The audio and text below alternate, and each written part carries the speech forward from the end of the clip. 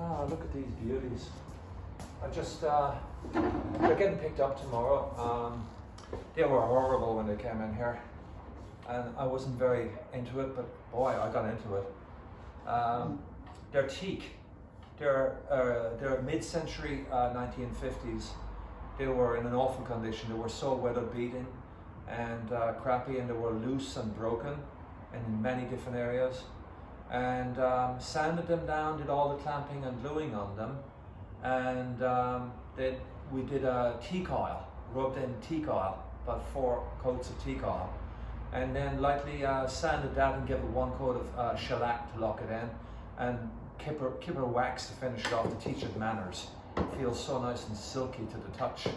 And then the icing on the cake then is this cool 1970s California textured fabric, which kind of gives it this like ocean and sea, and just like something like from the ocean. You can see the pools of mussels.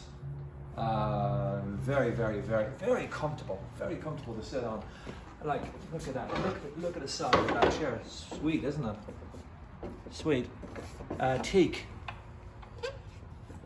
And then the back, look at the back of this. Look how nice that is. They're getting picked up tomorrow. And very, very solid as well. Very happy with them. And there's a nice